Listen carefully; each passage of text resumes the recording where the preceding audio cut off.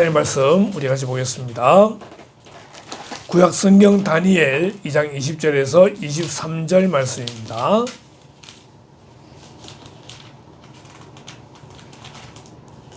다니엘 2장 20절에서 23절 구약 성경 1233페이지 한 절씩 교독합니다. 다니엘이 말하여 이르되 영원부터 영원까지 하나님의 이름을 찬송할 것은 지혜와 능력이 그에게 있음이로다. 그는 때와 계절을 바꾸시며 왕들을 패하시고 왕들을 세우시며 지혜자에게 지혜를 주시고 총명한 자에게 지식을 주시는도다. 그는 깊고 은밀한 일을 나타내시고 어두운 데 있는 것을 아시며 또 빛이 그와 함께 있도다. 나의 조상들의 하나님이여 주께서 이제 내게 지혜와 능력을 주시고 우리가 주께 구한 것을 내게 알게 하셨사오니 내가 주께 감사하고 주를 찬양하나이다. 곧 주께서 왕의 그 일을 내게 보이셨나이다 하니라. 아멘. 자, 오늘의 강론은 지혜입니다. 하나님의 성품 지혜에 대해서 잠시 우리 말씀을 나누겠습니다. 지혜가 뭐냐? 지혜라는 것은 상황을 잘 이해하고 판단하는 능력입니다. 그러니까 상황이 있을 때에 그 상황을 잘 이해하고 판단하는 능력을 지혜라고 이야기합니다.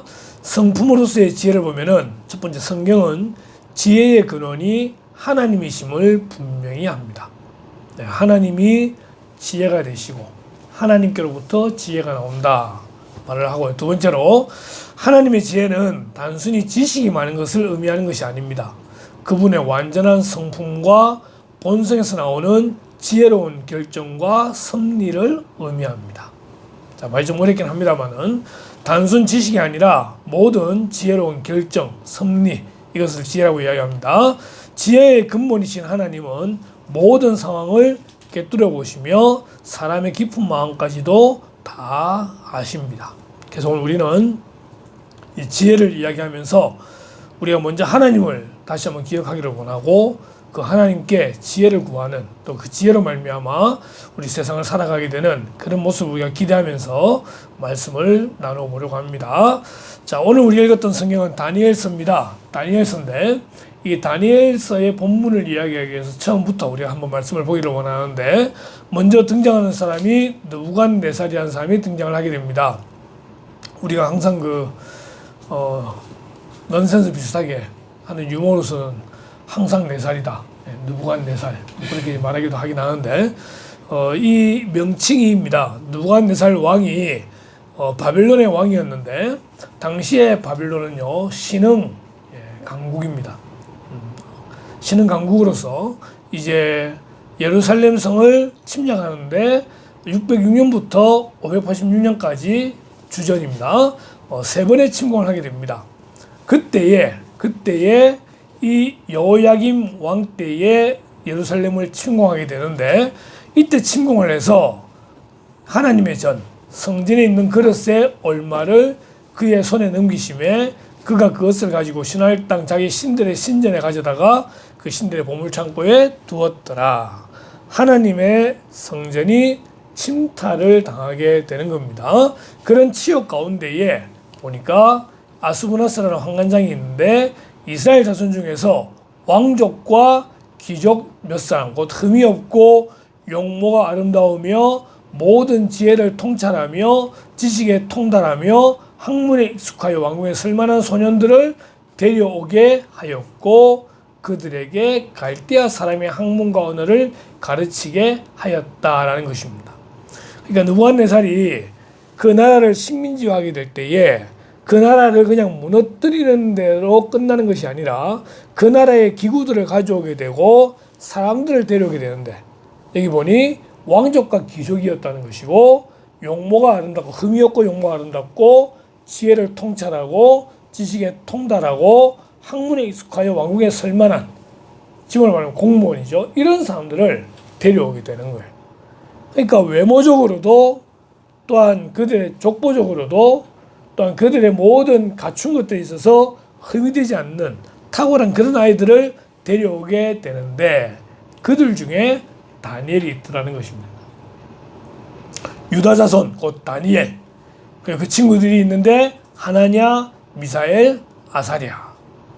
근데 이제 황관장이 이름을 바꾸게 되는 거죠. 다니엘은 벨드사살, 하나냐는 사드락, 미사엘은 메삭, 아사랴는 아벳느고. 그래서 다니엘, 하나냐, 미사엘, 아사랴가 유대식 이름이고, 벨드사살, 사드락, 메삭, 아벳느고가 바벨론식의 이름이다 라고 이렇게 우리는 보게 되는 겁니다. 자, 이렇게 이제 친구들이 포로로 끌려오게 되는데, 끌려와서 뭘 먹느냐면은 그들이 왕이 먹는, 왕궁에서 먹는 음식을 그대로 먹고 공부하고 배울 수 있는 특혜를 받게 되더라는 겁니다. 그러니까 포로로 끌려가면은 우리 흔히 말하는 개고생이잖아요. 포로로 끌려가가지고. 그런데 이들은 그런 고생이 아니라 왕궁에서 편하게 지내면서 이제는 공무원으로 그의 출세가 보장되어지는 그런 상황 가운데 있었는데 1장 8절에 보니까 이런 말씀이 있습니다. 다니엘은 뜻을 정하여 왕의 음식과 그가 마시는 포도주로 자기를 더럽히지 아니하리라 하고. 자, 포로로 끌려온 아이들에게 결정권이 없습니다. 내가 어떻게 하겠다 할 수 있는 상황이 아니에요. 그런데도 그들은 담당하게 외칩니다. 왕의 음식과 그의 마시는 포도주를 잘 더럽히지 아니하리라. 왜 더럽히게 되는 거냐? 당시에 바빌론은요, 그들의 모든 음식이나 이런 포도주들이 먼저 우상에게 제사되어진 음식이었더라는 것입니다. 그렇기 때문에 그걸로 잘 더럽히지 않겠다는 거죠. 내가 믿는 하나님, 내가 가지고 있는 신앙, 이 신앙에 더럽히지 않도록 하기 위해서 나는 그 음식을 거절하겠습니다 라고 이야기하게 되는 겁니다. 그런데 이들을 지도하는 황관장의 입장에서는 그렇게 포로 데려온 아이들이 나중에 왕 앞에 서게 될 텐데, 왕 앞에 섰을 때 그들의 몰골이 흉해진다거나 문제가 되면은 자기가 책임을 져야 되는 거잖아요. 용납할 수 없는 거죠. 고기를 먹고 또 포도주를 마시고 이렇게 하면서 살찌우고 튼튼해지고 건강해져야 되는데, 그렇게 할 때에 하나님이 그에게 은혜를 주시게 하는 거죠. 9절에 보니 하나님이 다니엘로 하여금 황관장에게 은혜와 긍휼을 얻게 하신지라. 그래서 먼저는 한 10일 동안 테스트를 거치게 되어지고, 그 다음에 그들이 왕 앞에 서는 날까지 그들은 계속 채소를 먹고 그들의 신앙의 정죄를 지키게 되더라는 것입니다.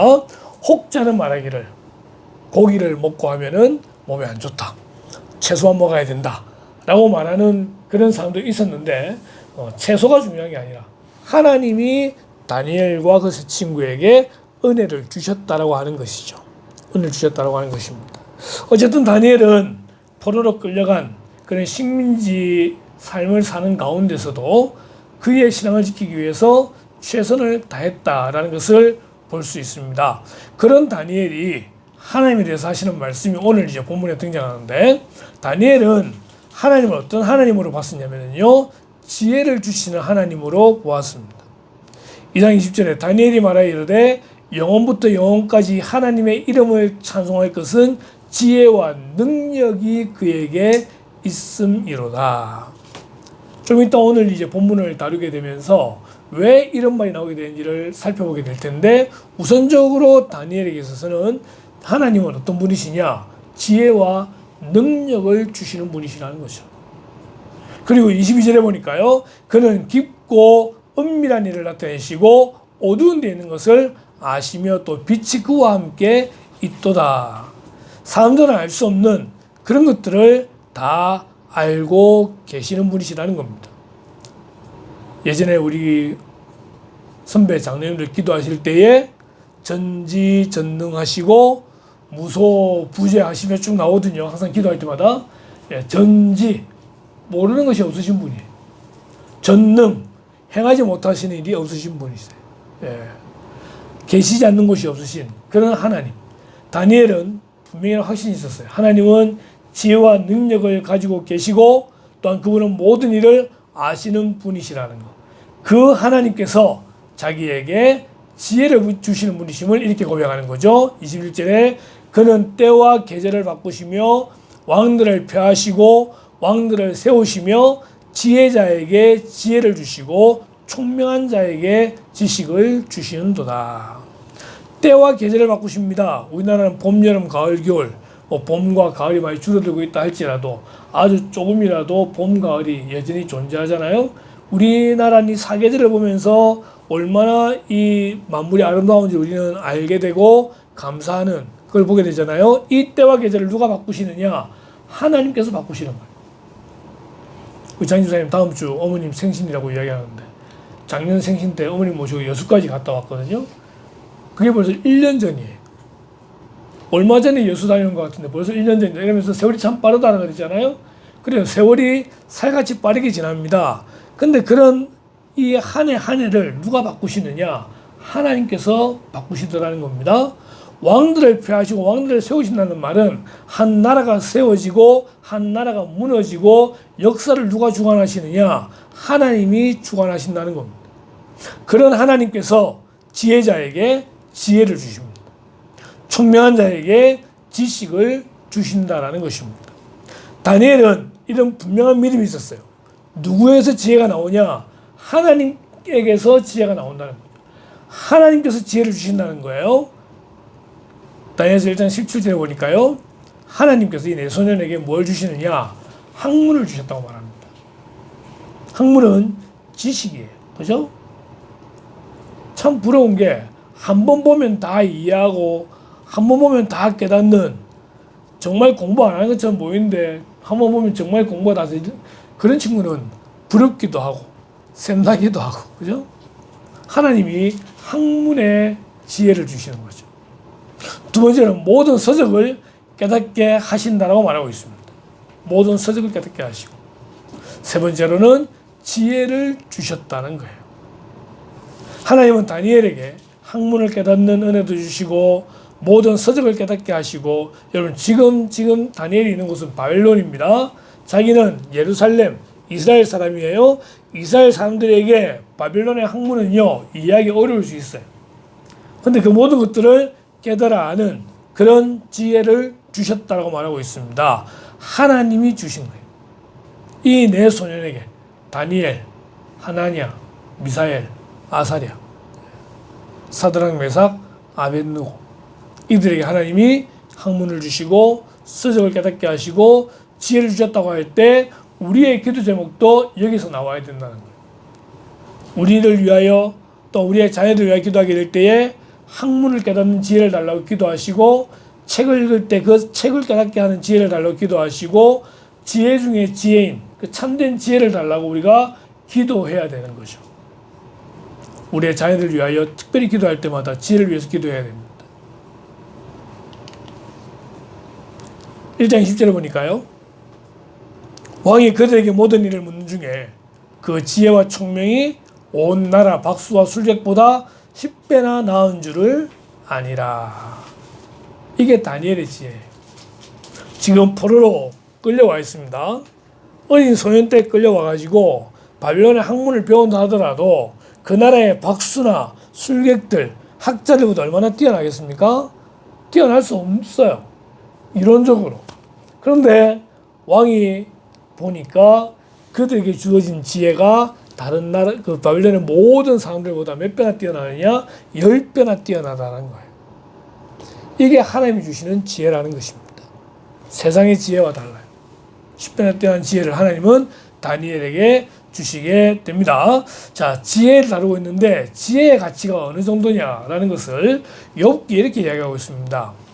순금으로도 바꿀 수 없고, 네. 오늘 장집사님 이야기 많이 나오는데 금을 결혼 반지를 바꿨답니다. 새 돈이었는데 200만 원이 넘었답니다. 그래서 그걸 바로 만들었답니다. 근데 지혜가 그 순금으로도 바꿀 수 없다는 거예요. 바꿀 수 없고 은을 달아도 그 값을 당하지 못하리니 오빌의 금이나 귀한 청옥수나 남보석으로도 그 값을 당하지 못하겠고 황금이나 수정이라도 비교할 수 없고 정금 장식품으로도 바꿀 수 없으며 진주와 벽옥으로도 비길 수 없나니 지혜의 값은 산호보다 귀하구나. 구스의 황옥으로도 비교할 수 없고 순금으로도 그 값을 헤아리지 못하리라. 그게 뭐라고요? 지혜라고요. 지혜. 한 주간 동안 기도하는 가운데 우리 민석 씨 오는 바람에 한 주간 동안 기도 제목이 특별히 이게 있었는데, 한 영혼이 천하보다 귀한데 그 천하보다 귀한 한 영혼이 우리 교회에 오셨다. 이게 한 주간 계속 마음에 있는 말이에요.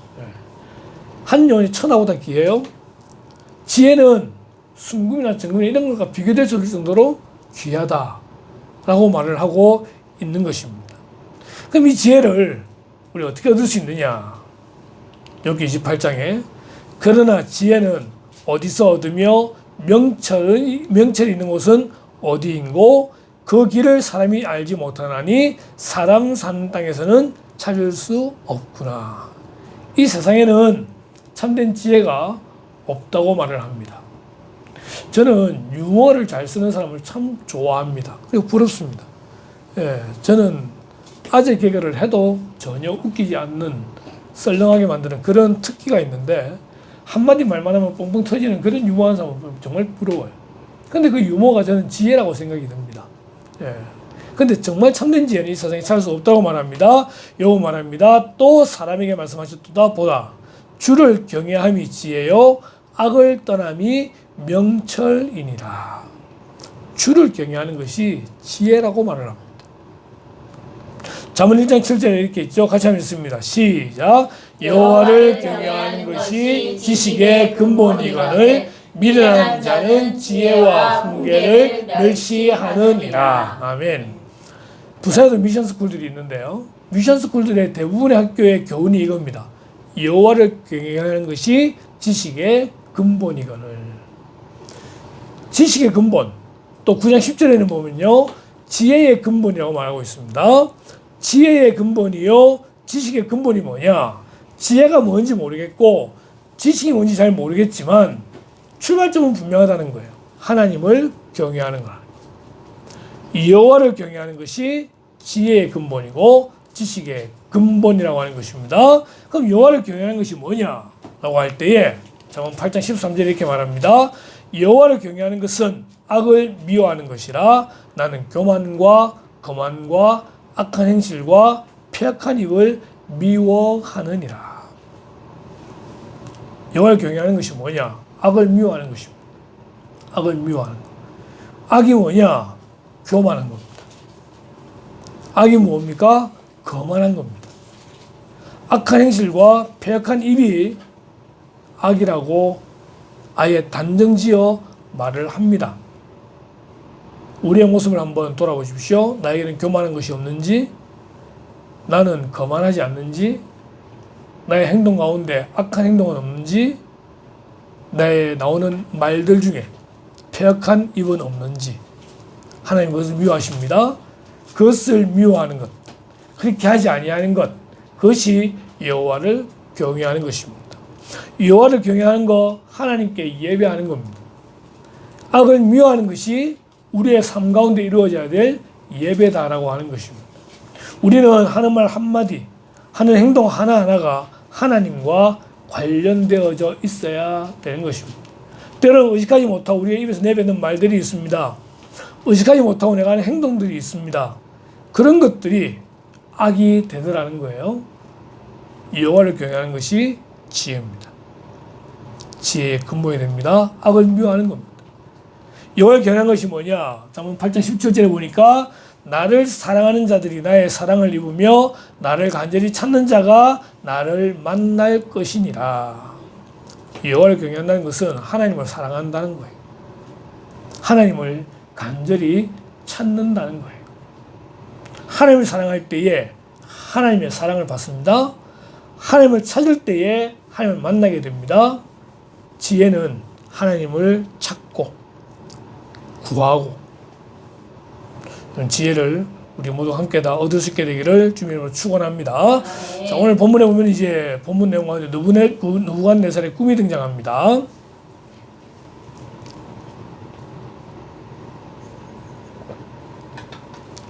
(2장 1절에) 느부갓네살이 다스린 지 2년이 되는 해에 느부갓네살이 꿈을 꾸고 그로 말미암아 마음이 번민하여 잠을 이루지 못한지라. 여러분, 꿈도 의미 있는 꿈이 있습니다. 우리 현숙 씨가 꿈을 참 많이 꿨었는데 그런 꿈들 가운데 전혀 의미 없는 꿈도 있는가 하면 어떤 경우는 의미 있는 꿈이 있기도 해요. 특별히 한 나라를 이끌어가는 왕에게나 리더들에게는 그런 꿈을 통해서 이후에 일어난 어떤 일들을 계시하시는 그런 경우들도 있기도 합니다. 근데 누부갓네살 꿈을 꿨어요. 근데 꿈을 꿨는데 그 꿈 내용이 뭔지를 모르는 거예요. 뭐 그럴 수 있잖아요. 그런데 문제는 뭐냐면은 이제 그날의 모든 박수와 술객과 이런 지혜자라 불리는 사람 전부 다 불러 모아가지고 내 꿈이 뭔지 알아내라 되는 거예요. 꿈은 자기가 꿔놓고 나서 그 꿈이 뭔지를 말해라는 거예요. 이거는 꿈 내용을 말하고 해몽해라는 것도 아니고 아예 무슨 꿈을 꿨는지를 모르는데 그 꿈을 찾아내라. 거기다가 이렇게 말합니다. 왕이 이로 말미암아 진노하고 통분하여 바빌론의 모든 지혜자들을 다 죽이라 명령하니라. 자기 꿈 못 알아냈다고 다 죽이라 말하는 거예요. 아무리 왕이라도 그렇죠. 근데 이런 일을 벌이게 됩니다. 근데 이 지혜자에 누가 포함되어 있었느냐? 다니엘과 그 친구들도 포함되어져 있었다는 것입니다. 이제 다니엘도 죽게 되어진 상황이 되었습니다. 자, 그럴 때에 다니엘이 자기 집으로 돌아가서 친구들을 불러 모아 그 이야기를 합니다. 하나냐 미사엘 아사랴에게 그 일을 알리고 하늘에 계신 하나님이 이 은밀한 일에 대하여, 특별히 다니엘서 은밀한 일을 여러 번 언급하는데 이거는 사람도 잘 알지 못하는 그런 일을 말하는 겁니다. 느부갓네살을 통하여서 꿈을 꾸게 하시고 그 꿈을 본인도 모르는 그런 은밀한 일을 알게 하시는 하나님을 나타내기 위해서 은밀한 일이라는 단어를 사용하게 되는데, 이 은밀한 일에 대하여 불쌍히 여기사 다니엘과 친구들이 바빌론의 다른 지혜자들과 함께 죽임을 당하지 않게 하시기를 그들로 하여금 구하게 하니라. 다니엘이 친구들에게 기도 제목을 줍니다. 왕이 꿈을 꿨단다. 근데 그 꿈 내용을 모른단다. 근데 그 꿈 내용을 우리가 말하지 않으면은 다 죽인단다. 그러니까 우리가 이 은밀한 일을 우리가 알 수 있도록 하나님께 기도하자 라고 다니엘 친구들에게 이야기하는 거예요. 여러분, 기도 제목을 함께 나누고 이야기할 수 있는 친구가 있어야 됩니다. 정말 힘들 때, 정말 괴로울 때, 때로는 정말 외로울 때 함께 기도할 수 있는 기도의 동력자가 있어야 돼요. 여러분, 혼자 하는 기도보다 합심하는 기도가 힘이 있습니다. 그래서 2사람, 3사람, 10사람 함께 기도할 때 그 기도가 능력이 있게 되는 거죠. 다니엘은 그걸 알고서는 친구들에게 기도를 부탁합니다. 그들로 하여금 구하게 하니라. 우리 공동체가 함께 위하여 기도하는 공동체가 되기를 바랍니다. 때로 힘들고 어려운 일들, 어쩌면 때로는 공개하기 어려운 그런 일들도 있긴 하겠지만 정말 기도가 필요하다고 한다면은 우리가 함께 내어놓고 위하여 기도하는 가운데에 기도의 응답을 누리는 그런 공동체가 되기를 바라보는 것입니다. 다니엘은 친구들에게 기도를 부탁하게 됩니다. 그리고 이 기도가 응답됩니다. 18절에 그들로 하여금 구하게 하니라 라고 되어져 있는데, 이어서 바로 19절에 하나님께서 그것을 나타내 보이십니다. 이에 이 은밀한 것이 밤의 환상으로 다니엘에게 나타나 보이매 다니엘이 하늘에 계신 하나님을 찬송하니라. 여러분, 기도는요 3가지의 응답이 있습니다. 첫 번째는 예스라는 응답이 있죠. 즉각적으로 주어지는 긍정적인 답이 있습니다. 또 하나는 기도했는데 안 된다라고 하는 부정적인 답이 주어지는 경우도 있습니다. 세 번째는 조금 기다리라고 하는, 그러한 대기하라고 하는 기도의 응답도 있기도 합니다. 그러니까 우리는 기도하는 것도 중요한데 기도의 응답을 알아내는 것도 중요합니다. 이 일이 하나님이 원하시는 것인지, 하에 막으시는 것인지, 아직은 때가 되지 않은 것인지, 영적으로 깨어 있어야 되는 거죠. 다니엘의 기도는요 즉각적으로 나타나게 됩니다. 그 환상을 보게 되고 하나님을 찬송하게 됩니다. 이렇게 찬송하죠. 나의 조상들의 하나님이여, 주께서 이제 내게 지혜와 능력을 주시고 우리가 주께 구한 것을 내게 알게 하셨사오니 내가 주께 감사하고 주를 찬양하나이다. 곧 주께서 왕의 그 일을 내게 보이셨나이다 하니라. 다니엘은 기도했고요. 기도하는 가운데 지혜와 능력을 받았고요. 그 지혜와 능력으로 왕에게 가서 그 일을 이야기하게 됩니다. 처음엔 그림을 붙였어요. 왕의 꿈이 뭔지. 그런데 그것을 이야기하는 주제에 벗어난다 싶어서 일단 그림은 삭제를 했습니다. 예, 큰 신상이 나오게 되고 그 신상을 하나의 뜨인돌이 깨부수는, 그래서 이 세계의 역사가 어떻게 흘러갈 건지에 대한 그런 환상을 보게 되었었는데, 어쨌든 다니엘은 기도 가운데 그 내용을 알게 되었고 그 지혜로 왕에게 이야기함으로써 살아나게 되는 것을 보게 됩니다. 자, 그런데 이런 부분에 대한 이야기를 보게 되면서 두 사람을 우리 기억할 수 있는데, 또 한 사람은 솔로몬입니다. 지혜하면 솔로몬 아니겠습니까? 솔로몬이 21살의 나이에 왕이 되었습니다. 그런데 그 아버지가 누구냐? 다윗입니다. 위대한 성군으로 불리우는 다윗. 그 다윗에 이어서 왕이 되었는데, 왕이 된 것만 해도 부담스러운데 그 아버지 때 지으려고 했던 성전을 지어야 되는 책임감을 또 부여받게 된 것입니다. 그러다 보니까 아무리 생각해도 자기는 아직까지 어리고 부족하다는 거죠. 그래서 뭐합니까? 하나님 앞에 예배하러 갑니다. 일천번제라고 해서 양을 1000마리를 잡아서 하나님께 드리는 제사를 드리는 가운데 하나님이 나타나서 물으시는 거죠. 내가 너에게 무엇을 주기를 원하느냐? 그때 솔로몬이 구한 것이 하나님의 백성을 잘 다스릴 수 있는 지혜로운 마음을 주십시오 라고 기도합니다. 그런 솔로몬의 기도에 대한 하나님의 응답입니다. 이에 하나님이 그에게 이르시되 내가 이것을 구하도다. 자기를 위하여 장수하기를 구하지 아니하며 부도 구하지 아니하며 자기 원수의 생명을 멸하기도 구하지 아니하고 오직 송사를 듣고 분별하는 지혜를 구하였으니. 이게 솔로몬의 기도예요. 근데 거기에 대한 하나님의 응답은요, 내가 네 말대로 하여 내게 지혜롭고 총명한 마음을 주노니 네 앞에도 너와 같은 자가 없었거니와 내 뒤에도 너와 같은 자가 일어남이 없으리라. 지혜로 유명한 솔로몬, 지혜의 왕이라 불리우는 전 세계적으로 유명한 그 솔로몬의 지혜를 누가 주셨느냐? 하나님이 주셨다는 거예요. 주셨는데 그것을 받게 되었던 이유가 어디 있느냐? 기도라는 거예요. 기도하는 가운데 하나님이 내게 뭘 주기를 원하느냐? 지혜로운 마음을 주십시오. 그렇게 지혜를 받게 되었다는 것입니다. 그러기에 우리는 이 지혜를 위해서 기도해야 됩니다.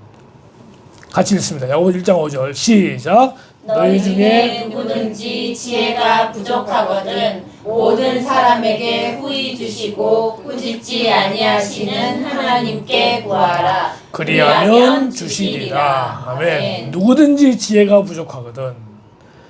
우리 다 지혜 부족하잖아요. 살아갈수록 지혜가 부족함을 많이 느끼게 됩니다. 그럴 때에 하나님께 구하라는 거예요. 어떤 하나님? 모든 사람에게 후히 주시고 꾸짖지 아니하시는 하나님. 그 하나님께 구하라. 그리하면 주시리라. 지혜를 얻는 방법은 뭡니까? 기도하는 겁니다. 지혜의 근원이신 하나님께 간구하는 겁니다. 그리고 우리는 평생을 지혜를 구하는 자가 되어야 됩니다. 왜요? 부족하니까. 리더가 될수록 지혜가 부족함을 더 느끼게 되잖아요. 더 많이 기도해야 되는 거예요. 기도해야 돼요. 마태복음 7장에 구하라 그리하면 너에게 주실 것이요 찾으라 그리하면 찾아낼 것이요 문을 두드리라 그리하면 너희에게 열릴 것이니 구하는 이마다 받을 것이요 찾는 이는 찾아낼 것이요 두드리는 이에게는 열릴 것이니라. 구해야 됩니다. 지혜는 구해야 됩니다. 구하고 찾고 두드리고 그렇게 할 때 우리에게 지혜가 주어지게 되는 것입니다. 예레미야 33장에 너는 내게 부르짖으라 내가 내게 응답하겠고 내가 알지 못하는 크고 은밀한 일을 내게 보이리라. 우리는요 이 지혜를 구하는 자가 되어야 합니다. 부르짖어야 합니다. 그렇기 때문에 하나님께서 우리에게 지혜를 주시게 되는 것입니다. 그럼 지혜는요, 이 세상을 살아가는데 정말 중요한 것입니다. 지혜가 없으면은 우리는 넘어집니다. 지혜가 없으면은 함부로 하게 됩니다. 그런데 이 지혜가 있을 때 모든 상황 가운데에서 우리는 가장 좋은 길로 갈 수가 있습니다. 이 지혜가 하나님의 성품입니다. 신적 지혜는 완전합니다.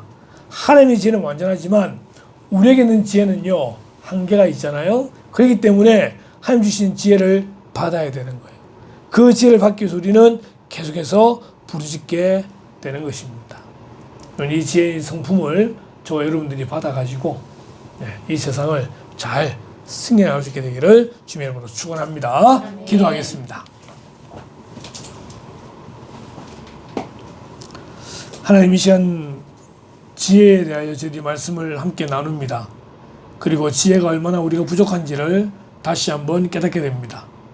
다니엘이 지혜의 근원 되시는 하나님 앞에 기도하는 가운데에 그 지혜를 받아 정말 그의 삶에 등불과 같이 그 지혜를 사용했던 것처럼, 또한 솔로몬이 기도하는 가운데에 지혜를 받아 그 나라를 다스렸던 것처럼 저희들도 지혜를 기도하는 가운데 받음으로 말미암아 이 세상에 승리한 자들 될 수 있도록 인도하시기를 간절히 소원합니다. 하나님의 뜻을 알고 하나님의 뜻대로 살아가기 위하여 반드시 지혜가 필요하오니 하나님, 저희들이 지혜를 구하게 하시며 지혜를 받음으로 말미암아 하나님의 뜻을 이루어드리는 그런 자들 될 수 있도록 인도하시길 원하올 때에 이 모든 말씀을 예수님의 이름으로 기도드리옵나이다. 아멘.